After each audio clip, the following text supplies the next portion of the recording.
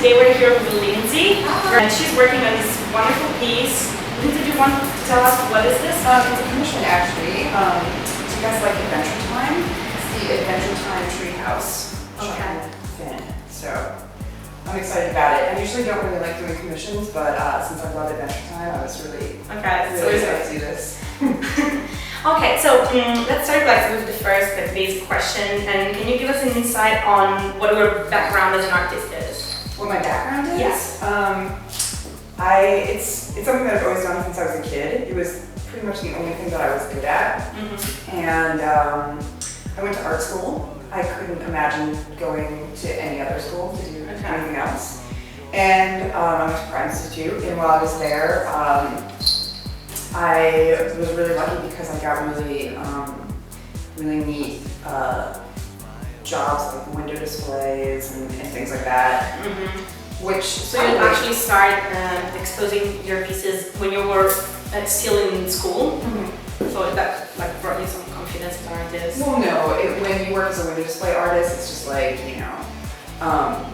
you're doing some sort of Christmas scene, Santa Claus. But the reason why it was neat was because they had a really great art studio, and it would change every 2 weeks. So one week I would be gold leafing something, and the next week I would be, building something out of wood. So it was just always a lot of experience. Inspiring, yeah. And I learned a lot of stuff. And going back in time with your memory, when it was the first time you actually felt you were creating that piece of art? That's a good question. Probably when I was making my portfolio for college when I was in high school. Okay. I always just really enjoyed it, and I got a lot of positive feedback, but it was the first time that my work was displayed, and I was very, very proud of it, and I felt like... What was that about? My portfolio? It was all different. We had to do sketches, we had to do still lifes, we had to use oil paint, you had to showcase everything that you could do. And when I went to portfolio day at Pratt, they accepted me on the spot without me even applying. So wow. I felt like people like your job. I might have a shot. Yeah, I might be good at it. I might be okay. Okay. So did you have when you were back in school, did you have any role models, or what are the artists that you think inspires your art the most? It's changed, through the years depending on what I wanted to do. The last collection I did was definitely inspired by Darger.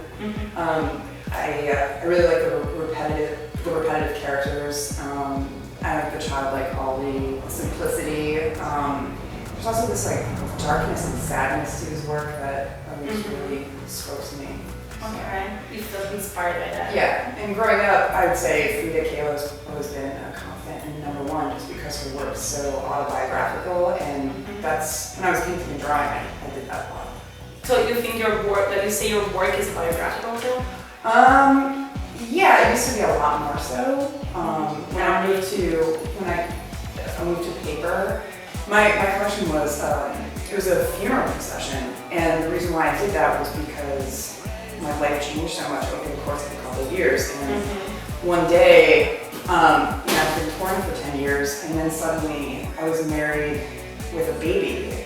Yeah. And instead of sort of mourning the changes and fighting against them, I wanted to create something that was like a closure. Okay. And so I was sort of burying the past, but making it a celebration. Okay, so I'm changed. I kind of miss what was before, but I'm really enjoying what it's now. But yeah, I'm excited for the next chapter. That's really good. Yeah. It actually behind it. Yeah, it actually brought me a lot of peace. Yeah. And I saw the whole exhibition. I was there, of course, and I was speechless. Every piece was better than the one before. The work was so detailed, and you can really see that you put yourself so much into it. Yeah, I do. I love what I do, and I try really hard. Yeah. And your last piece was the Bulls of the Poseidon that you exposed during the Logan Hicks Pretty Ugly exhibition in New York, right? And what that piece was about? Because I just saw photos of it, of course. You posted, I think, on Twitter. Right. Well, I'm obsessed with can do mythology and all the different deities and whatever. So I wanted to do something that involves sacred cows because I think they're just so beautiful, especially when they're in ceremonies and they're painted up in the flowers and things like that.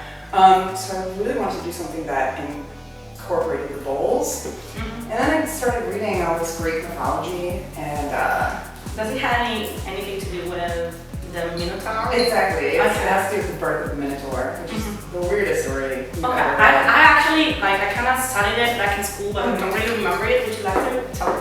Oh gosh, I mean, I'm not going to do it any justice, but basically, it's kind of don't want to. It's kind of a crazy, creepy story. So, basically, I know that this woman had like a relationship with a bull or something like that. Yeah, she sure did, and that's how the Minotaur was created. But the interesting thing was that Poseidon had this sacred bull, so I thought, well, if he had one, then why wouldn't he have a whole fleet of them that has some sort of magical power? And that's what I like the idea of these bulls sort of traveling through a river of blood and purifying it as they went. So, oh wow. Yeah, so that's why it starts with blood and blackness and turns into milk. You know, pictures don't give justice to the work because you can just see like a little bit of it, but you know, stepping from I really have to get better about photographing stuff. I'm gonna have to play with lighting. Yeah. Yeah. You know, we're saturated by images and with the speed of communication that we have nowadays, do you think that like the bidimensional paintings still have like an importance, are still relevant? Because a lot of your works, even this one, the dioramas, and even the Bulls of Poseidon, it's kind of like third dimensional. They're like always popping up. Right. So what do you think, why did you make this choice? You know, it's just what I wanted to do, and the medium just really spoke to me. I always had a love affair with paper. My mom actually worked in a printing company when I was a kid, and she would bring home bags and bags of paper samples. Okay. And it was just, you know, paper samples, and I would get such a kick out of just cutting them up and making things out of them. Okay. So later on in life, I kind of got away from it, but then every year, me and my husband made each other Christmas presents, and each year we pick a theme. Last year we picked, you know, let's make a small book. Oh, this is awesome. Yeah, or, you know, make a comic strip or whatever. And one year we chose dioramas as the theme, and I went bananas. I was so into it. It is so detailed, it's crazy. I put a light in it, and I just had the best time. And people would come over our house, and I'd be working on a painting, and they would, you know, they would say things like, "That's great, but this is really great," and they were just more excited about it. And frankly, I was too. It was just more fun. Okay, so it's just the way you actually feel it's expressing more yourself. Yeah. I like having some parameters. I like the fact that I'm only using paper.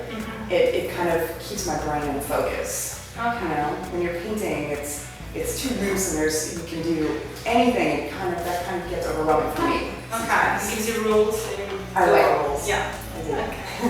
Okay. So, what are your artistic goals? Like, what do you see for yourself in the future? What would you like to see for yourself? I would just really like to be able to keep doing this for my entire life. And do you have any place you would like to put some pieces of work? Of course, I mean, I don't know, the MoMA. If I'm going to shoot for the moon, why not? That would be cool. I would love, one of my biggest fantasies has always been that a book would be made of my work, and I would put that out. Like a book with photographs of all your pieces? Or like one of them when you open it, just a pop-up book? Yeah. Not so much a pop-up book, but just like a... Okay. Okay. Just a book about your work.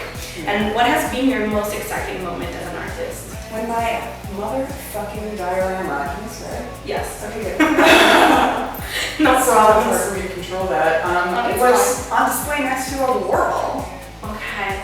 The Bulls of Poseidon, right? Yeah. I saw you posted a picture like I did. I can't believe it. It's just so crazy. Yeah. I can't even really process that. Okay, cool. And what is the message you want to communicate to people that look at your artworks? And what is the feeling you would like to have them feel when they're looking at it? I don't actually want to convey anything to to people. I would like them to, I like to tell stories through my work, and I would like the story to be their own, whatever they get out of it. And a lot of people have, you know, some people will look at a particular piece and think that it feels sad to them. And, I don't know if you remember, but the piece I did with the hot air balloon. Yeah. My thoughts behind making that and the inspiration behind making that was completely different than why I spoke to the person who bought it.